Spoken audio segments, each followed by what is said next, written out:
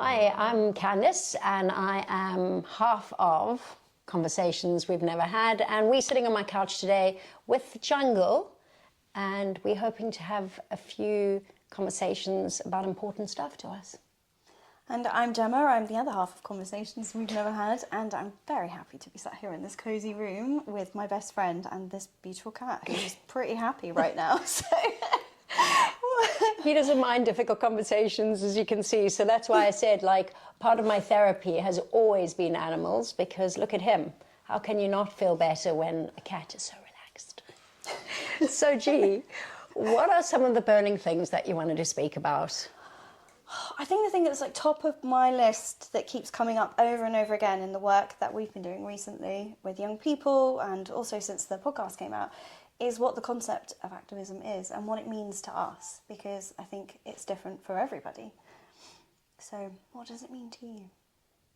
So I've been thinking about this a lot lately, because what activism meant to me when I was 20 is very different to what it means to me now. So I think for me as a young person, my activism was much quieter. I knew I had to do so much work on myself before I could build my voice. So doing my art or writing at that stage was a form of activism, so I could work on myself before I would talk about what happened to me. I think my activism now sits in an understanding of myself and what I've been through and what I wish I had when I was a young person. So I've sat in that darkness and I've sat in that pain and I've been really angry. But I've also been very light, and I've also been gifted the beauty of seeing simple things and holding on to that. And so my activism now is wanting young people to know that, yes, it is dark and it is frightening going through sexual abuse, and I will never run away from that. But I want them to know there are things inside of themselves that is magical and hopeful. And even if they can't hold on to it, I want to be able to hold on to that for them in the work that I do. I think that's so important, because it's hopeful and change, isn't it? So much more in the work that we do together day by day.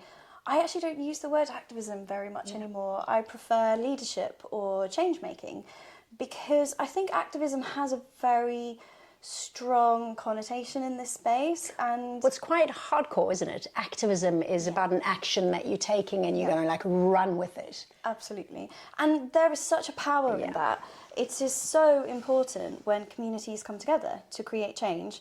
But I think as individuals who are often trying to find a space in which their voice can be heard, the term activism sometimes in this area of work, in any case, sometimes comes along with the thought that perhaps you need to stand on a stage and be visible and be really shouty and angry about, you know, what you want to say. And that is a very beautiful expression of activism that needs to take place. But it isn't for everyone. And I think for me, what does activism mean is holding on to hope, like you say, is getting up every day and opening your eyes and making a choice for yourself.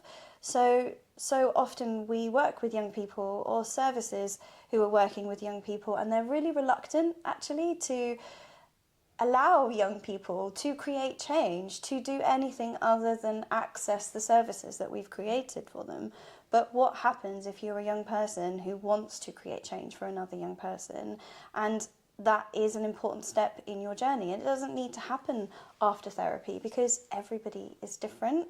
And so often I feel like the young people that we work with, they think that to be an activist and to create change in the space, they need to be visible, they need to be going on big marches, and they need to, you know, be having beautiful poetry that they want to read out. And all of those things are gifts, they really are. But actually just to step your foot through the door of a service, or connect with another young person, or sit and do some drawing together, the act of child sexual abuse is one that separates us from ourselves and from each other so entirely. Isn't it just an act of step in change making to come together and meet other young people and see where that journey leads. So how did your activism start, or your leadership? Oh, long journey. Really. But when was that first thing? What did it feel like to you where you felt that you were doing something in yourself? I think that's interesting because I think I've always tried to avoid the things in myself that I have needed to address. Yeah.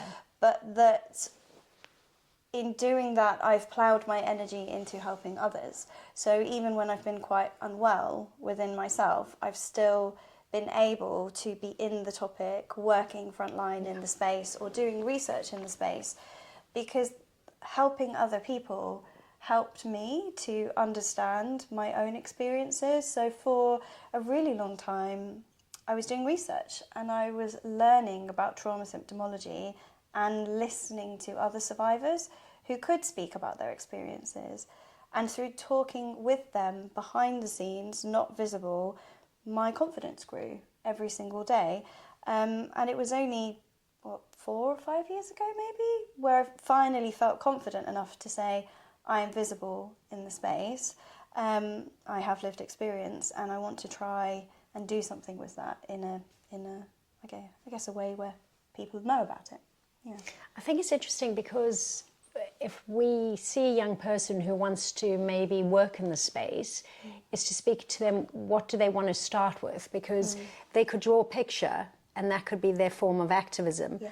And I think it's really important that they feel as safe as they possibly can in this environment, because it is quite frightening.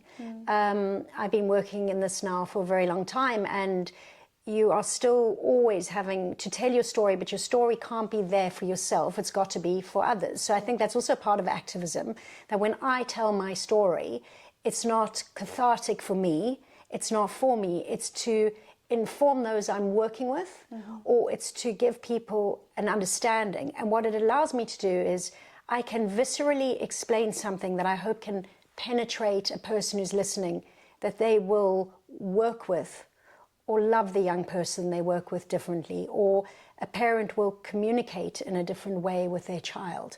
And I think for me, a young person who's starting out is to be very gentle with themselves and like step out gently. Don't go big and bold straight away, because it's important that those who are supporting them will be able to support them along their activism journey. And I think smaller steps are often the biggest steps they can take, because they won't be burnt out in this world that can be hard and beautiful, but it's difficult work. And you want to be able to have other people that can support you on this journey, which we are so privileged to have, because we have now got each other. Even when we are working in different spaces, we're always alongside each other in a room. And, you know, I guess for any young person who's working, I hope that they've got best friends, and if they don't have best friends, allies and people alongside them, because I think all of us in the space are much better when our voices are together rather than standing alone. Absolutely. And I think that's so important, because we often think about activism maybe being a bit like the narrative that sits around disclosure of child sexual abuse. It's like, you're just going to do this one thing once, you're going to write that poem, or you're going to stand on that stage once, and there's a lot of anticipation in terms of like stepping up for the first time to be visible in that space. But then afterwards, it's out there and you can't take it back. And I think that takes a lot of preparation. It takes connection with other people around the outside, because the journey of activism is ongoing. It can be a choice that you make just once, but you'll know for yourself that that artwork that sits in that service was your expression of what you needed to say in that moment. That was you putting something in the space to be visible, and you can never take it back. And so to have you alongside me in this work really is the only way I can do it, you know, because we have to hold on to one another. And I think when we've been so lost and alone and isolated in our stories before this moment, to step forward together is the most incredible gift and privilege. And that is what I would want for every young person, regardless of whether they take an activism journey or not. Because I also think the choice to say, this experience is mine, it happened to me, and to do some work for yourself. And then to make an active choice, to step back and go, I don't want to work in this sector. I don't want to make change for other people. I actually just want to go and travel the world, or like live my life without having to be in it all of the time. That is an incredible choice to make. Yeah. I think the truth is that activism, and I love what you say something about if it's making that cup of coffee, or you're making that tea in the morning and you're getting up for yourself and you're getting on with your day, that is a form of not letting the perpetrator or anyone that has hurt you in your life win, because you're fighting to do something for yourself in that day.